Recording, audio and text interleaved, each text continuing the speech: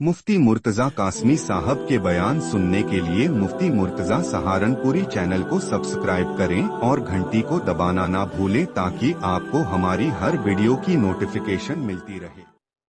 कुरान मुकद्दस की आप हजरात सूरह फातिर सुन रहे हैं और सूरह फातिर की आयत नंबर 33 से लेकर के आयत नंबर 36 तक आप हजरात के सामने तिलावत है।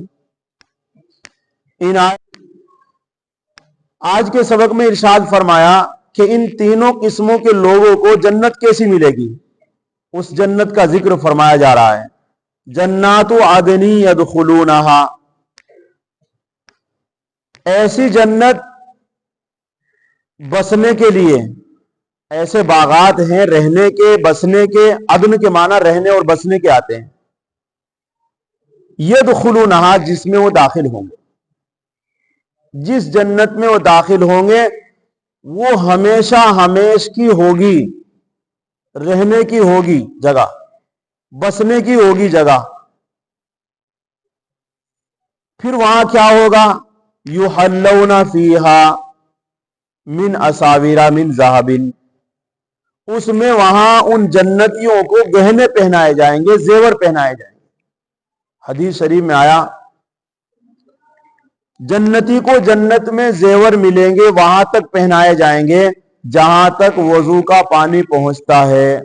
यह हदीस शरीफ में जन्नती को जेवर पहनाए जाएंगे जहां तक उसका वजू का पानी पहुंचता है। और उसमें जो लिबास होगा जन्नतियों का वो खालिस रेशम का होगा, खालिस रेशमी होगा। हदीस शरीफ में आया। और हदीस में है कि रेशम काफिरों के लिए दुनिया में है और तुम मोमिनों के लिए आखिरत में है। हदीस में यूं भी है कि हुजूर अकरम सल्लल्लाहु अलैहि वसल्लम ने अहले जन्नत के जेवर का जिक्र करते हुए फरमाया उन्हें सोने चांदी के जेवर पहनाए जाएंगे जो मोतियों से जड़ाव किए हुए होंगे, बहुत खुशनुमा होंगे, बहुत खूबसूरत होंगे। और सोने के ताज भी पहनाए जाएंगे जो शाहाना होते हैं, बादशाह लोग पहनते हैं। ऐसे ताज जन्नतियों को मिलेंगे जिनमें मोतियों से काम किया हुआ होगा, बहुत खूबसूरत होंगे, बहुत खुशनुमा होंगे।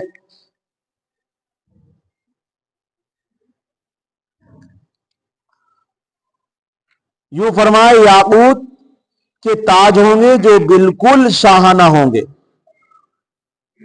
और जन्नती जन्नत के अंदर बिल्कुल नौजवान होंगे, ना बचपना होगा ना पचपना होगा, बल्कि नौजवानी की हालत में सुरमेली आंखें होंगी।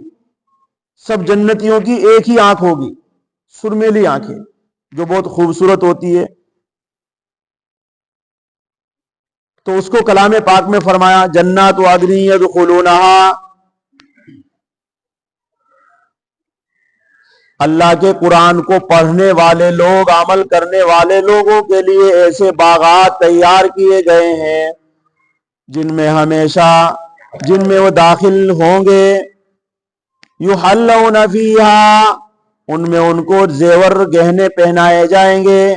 मिन असाविरा मिन ज़हाबिन, असाविर के माना कंगन के हैं और ज़हाब मैंने सोना है, सोने के कंगन होंगे।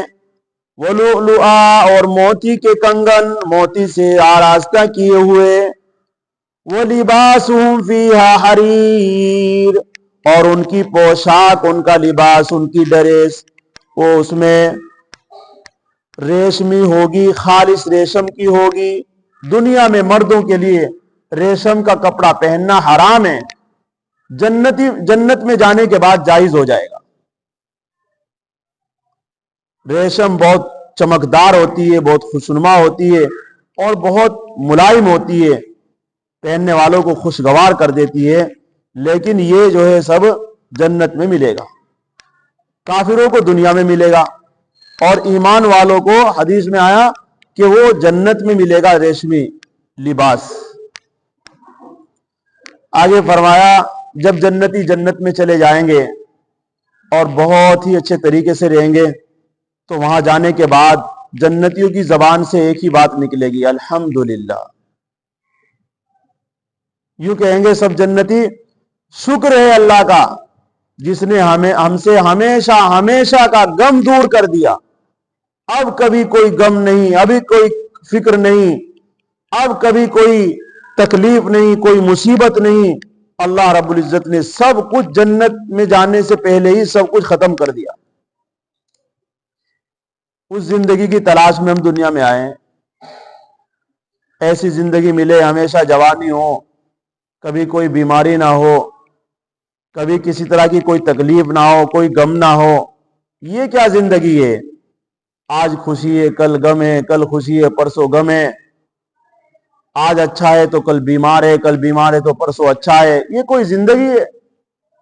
ہر آدمی یہی چاہتا ہے کہ میں ہمیشہ تندرست رہوں، ہمیشہ نوجوان رہوں، ہمیشہ خوشیوں میں رہوں۔ ہر آدمی کی تمنا یہی ہے، وہ پیسے کما رہا ہو، دولت کما رہا ہو، کچھ بھی کر رہا ہو، لیکن یہ ساری چیزیں اللہ نے رکھی جنت میں، اور انسان کہاں تلاش کر رہا ہے؟ دنیا میں۔ اور یہ رکھ رکھی کہاں؟ جنت میں۔ تو دنیا میں نہیں ملے گی، یہ آخرت میں۔ فرمایا وقالوا الحمد للہ الذی، وہ جنتی لوگ کہیں گے شکر ہے اللہ کا، الذی اذهب عنا الحزن، جس نے ہم سے دور کر دیا غم و فکر کو، پریشانیوں کو۔ اللہ نے جس ذات نے ہم سے دور کر دیا ہے اس کی بڑی تعریف ہے، اس کا بڑا شکر ہے۔ ان ربنا لغفور الرحیم، یوں کہیں گے جنتی، اے ہمارے پروردگار، بے شک ہمارے پروردگار جو ہے وہ بڑا بخشنے والا اور قدردان ہے۔ جنت میں جانے کے بعد پتہ لگے گا اللہ کتنے غفور الرحیم ہے اور کتنے شکور ہے، بندے کی ایک ایک نیکی کی کیا قدر کرتے ہیں جب ان کے اوپر انعام ملے گا۔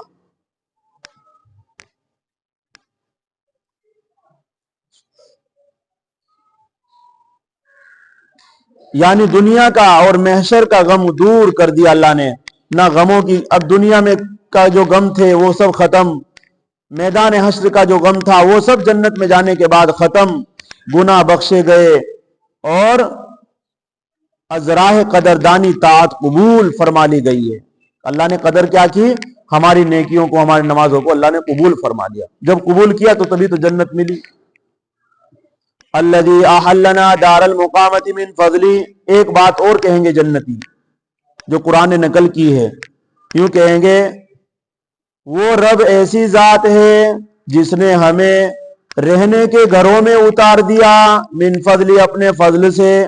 حضرت شاہ صاحب لکھتے ہیں کہ رہنے کا گھر اس لیے فرمایا قرآن کریم نے کہ اب تک جو زندگی اس نے گزاری ہے جنت سے پہلے، وہ سب کہیں بھی اس کا پڑاؤ ہمیشہ کا نہیں تھا، چل چلاؤ کے ٹھکانے تھے۔ قبر بھی چل چلاؤ کا ٹھکانہ ہے، دنیا چل چلاؤ کا ٹھکانہ ہے، ماں کا پیٹ چل چلاؤ کا ٹھکانہ ہے۔ اب تک وہ سفر میں ہی چل رہا تھا، اب تک اسے رہنے کی جگہ ملی ہی نہیں تھی۔ رہنے کی جو جگہ ہے وہ جنت کے اندر بنائی گئی ہے۔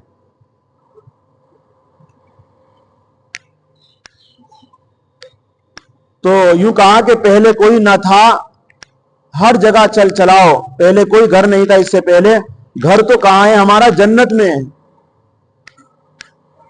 چل چلاؤ کا چل رہا تھا، روزی کا دم، دشمنوں کا ڈر، رنج و مشقت، وہاں پہنچ کر سب ختم ہو جائیں گے۔ دنیا میں یہ سب کہاں سے کماؤں گا، کہاں سے کھاؤں گا، کس طرح اکٹھا کروں گا، کیسے جیوں گا، کیسے بڑھاپا گزاروں گا، یہ سارے غم یہی ہیں۔ کوئی دشمن نہ مار دے، کوئی ہم سے حسد نہ کر لے، کوئی ہم سے جل نہ لے، سارے غم یہی ہیں۔ یہاں سے جانے کے بعد جیسے ہی جنت میں پہنچو گے، جنت کے دروازے سے پہلے یہ سب کچھ آپ کے اوپر سے اتار لی جائے گی، چلو اب خوش و خرم چلے جاؤ، بڑے عزت و احترام کے ساتھ۔ اللہ ہم سب کو نصیب فرمائے۔ اسی کو فرمایا کہ اللہ وہ ہے جس نے ہمیں اتار دیا ہے مقامہ، مقامہ کہتے ہیں رہنے کے گھر، من فضلی، یہ سب کیسے ہے؟ اللہ کے فضل سے ملے گا۔ حدیث شریف میں آیا کہ کل قیامت کے دن اللہ رب العزت جن بندوں کو جنت دیں گے وہ اپنے فضل سے دیں گے، اپنی رحمتوں سے دیں گے۔ صحابہ پوچھنے لگے یا رسول اللہ آپ کو بھی اپنی رحمت سے ملیں گے، اعمال سے ملیں گے؟ کہ نہیں، مجھے بھی اللہ کی رحمت سے ہی ملے گا۔ جب پیغمبروں کو اللہ کی رحمت سے جنت ملے گی تو ہم جیسوں کی کیا ایسے؟ لیکن اللہ کی رحمتیں کھینچنے کے لیے نیک عمل ضروری ہے۔ اس کی رحمت ملے گی رحمت سے اللہ کی، لیکن رحمتیں ملے گی کیسے؟ اعمال سے، نمازوں سے، روزوں سے، زکات، جو اللہ کے حکم ہیں ان تقاضوں کو پورا کرنا پڑے گا۔ کلام پاک میں جو فرمائے گئے ہیں حکم، کلام پاک پر جو عمل کرے گا اسی کو رحمتوں کے گوتے ملیں گے اور رحمتوں کے سائے ملیں گے۔ آپ لوگ کلام پاک کے پاس بیٹھے ہوئے ہیں، آپ کو بڑا سکون مل رہا ہے، آپ کو بڑی خوشی محسوس ہو رہی ہے کہ اللہ نے، اب ہم نماز پڑھ رہے ہیں تو اللہ نے کلام پاک میں فرمایا نہیں تمہارے لیے جنت تیار کی ہے۔ دیکھو جب آدمی کوئی کام کرتا ہے تو اس کاموں کا جب بتا دیا جاتا ہے تمہیں یہ ملے گا تو وہ کام شوق سے کیا جاتا ہے۔ تو کلام پاک میں جو کہا جا رہا ہے تمہیں جنت ملے گی، ایسی ایسی چیزیں ملے گی، یہ سب اعمال پر شوق دلانے کے لیے، ذوق دلانے کے لیے، اللہ کی عبادت میں منہمک ہونے کے لیے یہ سب کچھ سنایا جا رہا ہے، اور یہ سب برحق ہے۔ اللہ ان وعد اللہ حق، اللہ تبارک و تعالیٰ کا جو وعدہ ہے وہ سچا ہے۔ یوں فرمایا لا یمسنا فیہا نصب ولا یمسنا فیہا لغوب، نہ پہنچے گی اس میں یعنی جنت میں کوئی مشقت، کوئی تکلیف، ولا یمسنا فیہا لغوب، اور نہ پہنچے گی اور نہ پہنچے ہم کو اس میں مشقت، اور نہ پہنچے ہمیں اس میں کوئی تھکن۔ یعنی دنیا میں سے جانے کے بعد جنت میں جب چلے جائیں گے اب کوئی تھکن نہیں ہوگی، آپ کتنا بھی گھومے کتنا پھرے کوئی تکلیف نہیں ہوگی، کسی طرح کی کوئی ڈر نہیں ہوگا، کیونکہ جب موت ہی نہیں ہے وہاں پر، موت ختم ہے وہاں، تو ڈر کس کا لگے گا؟ بھائی آدمی مرنے سے تو ڈرتا ہے، چوٹ لگ جائے، کوئی پریشانی آ جائے، بیماری آ جائے، کیوں ڈرتا ہے بیماریوں سے؟ اس لیے کہ کہیں موت نہ آ جائے، کہیں میرا خاتمہ نہ ہو جائے۔ اور جنت کے اندر یہ چیزیں نہیں ہیں، موت نہیں ہے، موت نہیں تو موت کی بہنیں بھی، بیماریاں سیماریاں یہ سب نہیں ملے گی۔ والذین کفروا لہم نار جہنم، اب اللہ رب العزت دنیا کے اندر دو ہی فرقے ہیں، چاہے وہ دنیا میں کتنے بھی فرقے ہوں، لیکن اللہ کے نزدیک دو قسم کے لوگ ہیں، جنتی یا جہنمی۔ بس قرآن نے بھی اس کو وہی ذکر فرمایا، یا تو جنت میں جائے گا انسان یا پھر جہنم میں جائے گا، دو ہی ٹھکانے ہیں، دو ہی قسم کے لوگ ہیں۔ تو پہلی قسم بیان کر دی، اب دوسری قسم بیان کر رہے ہیں۔ والذین کفروا، جن لوگوں نے انکار کیا، منکر ہوئے، جنہوں نے میری عبادت سے منہ پھیر لیا، لہم نار جہنم، ان کے لیے جہنم کی آگ ہے، جہنم کی آگ تیار کر رکھی ہے۔ جیسے ماننے والوں کے لیے جنت، نہ ماننے والوں کے لیے سزا، جیل خانہ جہنم کی شکل میں جو آگ ہی آگ ہوگی اس کی شکل میں تیار کر رکھا ہے۔ اب جہنمی جب جہنم میں چلا جائے گا، وہاں جانے کے بعد اس کو ایک چیز کی تمنا کرے گا، وہ جانے کے بعد جس کو قرآن نے نقل کیا یہاں، کیا چیز کی تمنا کرے گا؟ کاش کہ میری موت آ جائے، موت کی تمنا کرے گا۔ لیکن جہنم میں موت ہے ہی نہیں۔ بھائی دنیا میں جب آدمی بہت بیمار ہو جاتا ہے بہت زیادہ، تو آدمی بار بار یہی سوچتا ہے اللہ اس سے یا تو اٹھا لے، اچھا ہے۔ لیکن آخرت میں جو ہے جہنم میں جانے کے بعد آپ کتنی بھی تمنا کرو، کتنی بھی دعائیں مانگو اللہ مجھے موت دے دو، موت نہیں آئے۔ اس سے پتہ یہ چلتا ہے کہ موت بھی تکلیفوں کو ختم کر دیتی ہے۔ یعنی جہنم کی آگ اور اس کا عذاب اتنا خطرناک ہوگا کہ وہ موت کی جو سختی اس نے پہلے جھیلی تھی اسے پھر مانگ رہا ہے، اب وہ آ جائے گی تو ٹھیک ہو جائے گا۔